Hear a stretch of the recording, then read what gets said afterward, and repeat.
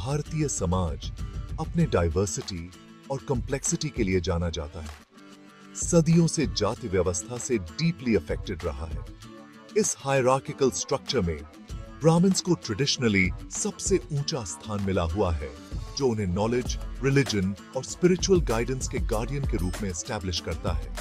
वेदास के जानकार और रिलीजियस रिचुअल्स के कंडक्टर्स होने के कारण ब्राह्मण्स ने सदियों से समाज में इंपॉर्टेंट इंपैक्ट डाला है।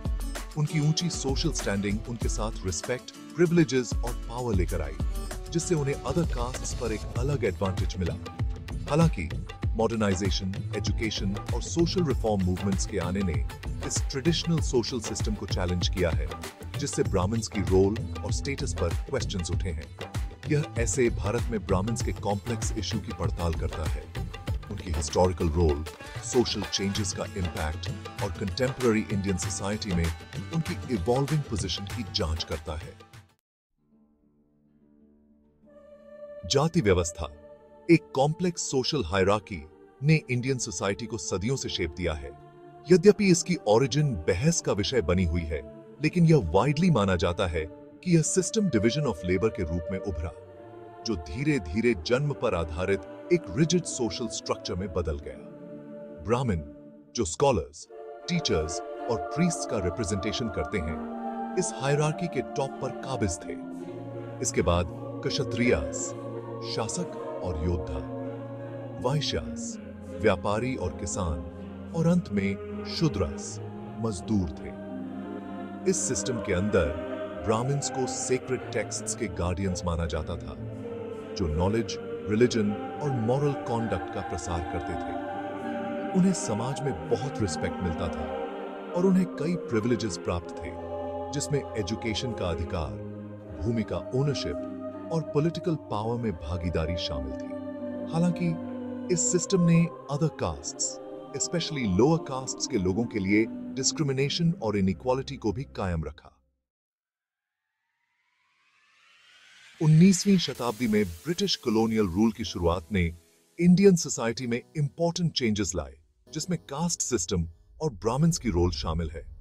वेस्टर्न एजुकेशन की शुरुआत, मॉडर्न इंस्टीट्यूशंस की स्थापना और न्यू इकोनॉमिक अपॉर्चुनिटीज के आने ने ट्रेडिशनल सोशल नॉर्म्स को चैलेंज किया।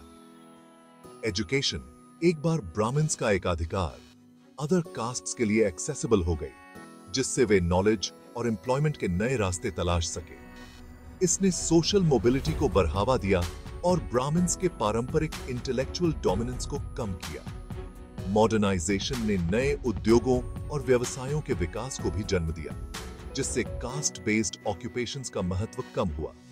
परिणाम स्वरूप ब्राह्मण्स ने खुद को एक चेंजिंग सोशल लैंडस्केप में पाया, जहां उनकी ट्रेडिशनल रोल्स और स्टेटस अब उतनी सिक्योर नहीं थी जितनी पहले थी।